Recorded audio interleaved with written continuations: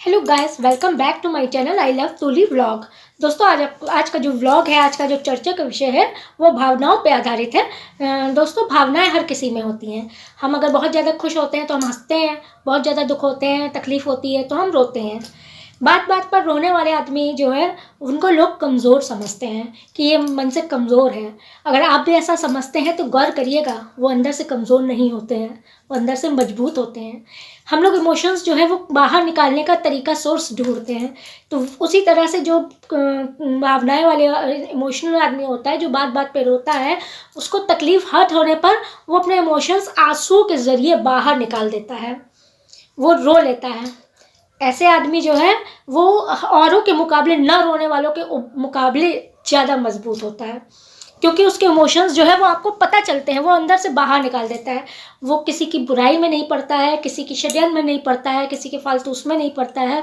वो आपको किसी भी हाल में जानलेवा नुकसान नहीं करेगा, क्योंकि वो इमोशनल है, वो आपसे अटैच होता है। इसीलिए आपकी बात उसको ज़्यादा बुरी लगती है और वो आपकी बात पर रो देता है। अगर देखा जाए तो इसके नफ़ा नुकसान दोनों हैं। अब नुकसान की अगर बात की जाए तो बहुत लोग इसको अच्छा नहीं मानते हैं। बात बात पर रोने वालों को बहुत लोग ढीठ भी कहते हैं। बहुत लोग उनको गलत साबित करने में भी लगे रहते हैं कि ये तो रो देता है, अपनी सच्चाई साबित करने में लग जाता है। लेकिन वो सच होता है तब वो रोता है। कभी भी झूठे आदमी के आंख से आंसू नहीं निकलते हैं। और अगर उसके नफ़े की बात की जाए तो इमोशनल आदमी जो बात बात पर रोते हैं उनको कभी भी बीपी की प्रॉब्लम नहीं होती है, क्योंकि वो तनाव अपने अंदर नहीं रखते हैं। तनाव हुआ, उसको रो के उस आंसू के ज़रिए बाहर निकाल देते हैं। तनाव में तो आजकल ऐसा होता है कि डॉक्टर्स भी रोने के लिए कहते हैं कि आप खुल के रोइए, तनाव को सारा बाहर निकालिए। क्योंकि अगर हम रोते नहीं हैं और तनाव अंदर ही अंदर जमा होता है तो हमारे अंदर से कभी कभी ब्लास्ट होने की संभावनाएं बढ़ती हैं। बहुत ज़्यादा बड़ी बीमारी पकड़ने की संभावनाएं होती हैं। इसीलिए अच्छा तो यही है कि आपको जो अच्छा लगे उस पर आप हंसिए, जो बुरा लगे उस पर खुल के रोइए। कभी कभी मैं भी होता है, मेरे साथ भी होता है, तकलीफ लगी और मेरे आंसू निकलने लगते हैं, रोने लगते हैं। ऐसे आदमी दूसरों के मुकाबले सफल भी बहुत जल्दी होते हैं। सफलता की सीढ़ी पे वो बहुत जल्दी चलते हैं, क्योंकि उनका मन साफ होता है, मन में कोई राग द्वेष नहीं होता है। ऐसे आदमी सफलता भी चलते हैं। ऐसे आदमी अध्यात्म में भी रुचि रखते हैं।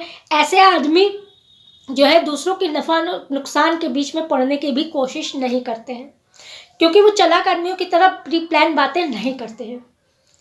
दूसरी चीज़ होती है, ऐसे आदमी के दोस्त बहुत होते हैं, क्योंकि वो दूसरों से कनेक्ट हो जाता है। अगर उनका दोस्त किसी तरह से तकलीफ में है, रो रहा है, तो ये उससे कनेक्ट हो जाएंगे, उसके साथ वो भी रोने लगेंगे, जिससे रिस्पॉन्स अच्छा मिलता है। और आजकल तो न्यूरोलॉजी वाले कहिए या जो न्यूरो डॉक्टर होते हैं, या जो भी मानसिक वाले भी डॉक्टर होते हैं, वो भी रोने की सलाह देते हैं कि अगर आपको अंदर कोई चीज़ जम रही है, तकलीफ हो रही है, तो आपको उसको आंसुओं के ज़रिए बाहर निकालिए, फुट फुट के रो लीजिए। ऐसे आदमियों को समझना भी बहुत आसान होता है, उसके अंदर की क्या बात है आप समझ सकते हैं।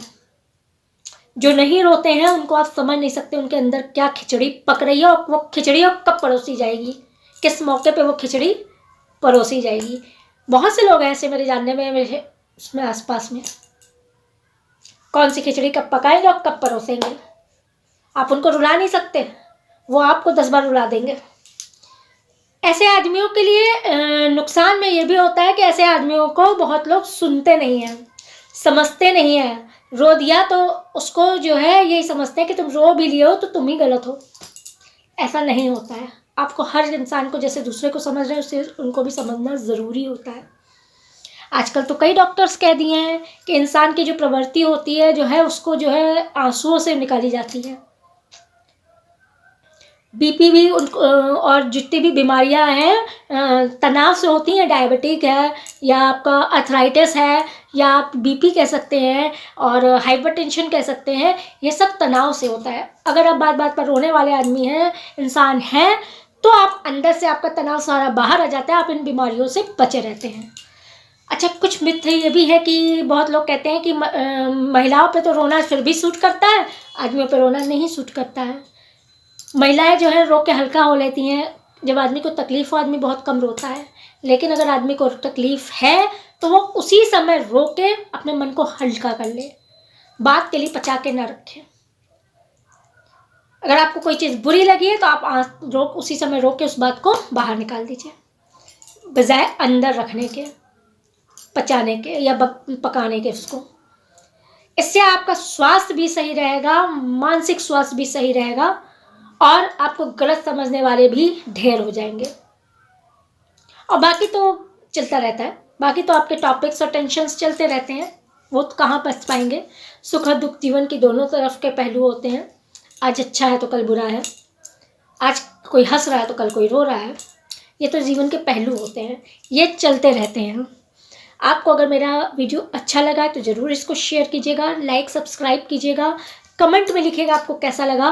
और सारी जगह हमारे वीडियोस जो है वो शेयर करिए, जिससे कि आगे बढ़े और वीडियोस अच्छे सब्सक्राइबर्स मिले, सुनने वाले सब्सक्राइबर मिले।